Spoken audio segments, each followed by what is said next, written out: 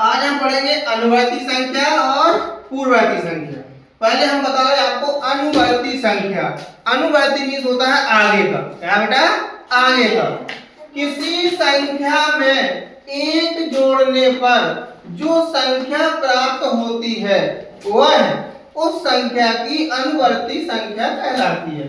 किसी संख्या में एक जोड़ने पर, कोई भी संख्या हो, उसमें यदि हम एक जोड़ दें, एक जोड़ने पर जो संख्या मुझे प्राप्त होगी उसे ही हम उस संख्या की अनुवर्ती संख्या कहते हैं। जैसे लिखा 99। क्या लिखा बेटा? 99। अब हमने आपसे कहा कि मुझे 99 की अनुवर्ती संख्या बताइए, तो 99 में एक जोड़ने पर 99 घन 1 कितना हो गया? 100। तो 99 की अनुवर्ती हो गई बेटा 100। क्या लिखा? 599। हमने की बताइए कि 599 की अनुवर्ती कितनी होगी, तो 599 में एक जोड़ने पर कितना होगा? 600। तो 599 की अनुवर्ती 600। कितनी भी बड़ी संख्या हो, एक जोड़िए, आपको उस संख्या की अनुवर्ती संख्या मिल जाएगी। जैसे हमने आपसे कहा 9 से 99 की अनुवर्ती बताइए, तो उसमें एक जोड़ेंगे तो बन जाएगी 1000।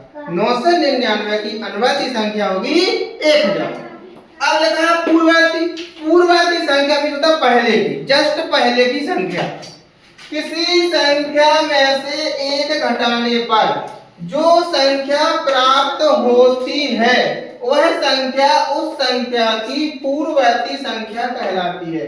ऐसी संख्या जिसमें से एक घटाने पर जो संख्या प्राप्त होती है उस संख्या को हम उस संख्या की पूर्ववर्ती संख्या कहते हैं। जैसे हमने कहा 500। आप बताइए 500 की पूर्ववर्ती क्या होगी, तो 500 में से एक घटाने पर, एक घटाएंगे तो हमें मिलेगा 499। तो 500 की पूर्ववर्ती होगी 499। जैसे तो क्या लगा 100। हमने आपसे कहा बेटा कि 100 की पूर्ववर्ती बताइए, तो क्या है? किसी संख्या में से एक घटाने पर, तो 100 में से हम एक घटाएंगे, 100 माइनस 1 तो कितना बचा? 99। तो 100 की पूर्ववर्ती होगी 99।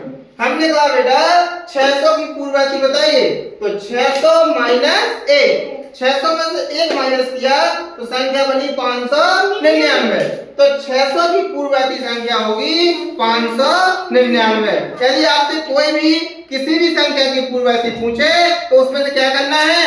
एक घटाना है। किसी भी संख्या में से एक घटाने पर जो संख्या प्राप्त होती है वह उस संख्या की पूर्ववर्ती संख्या कहलाती है।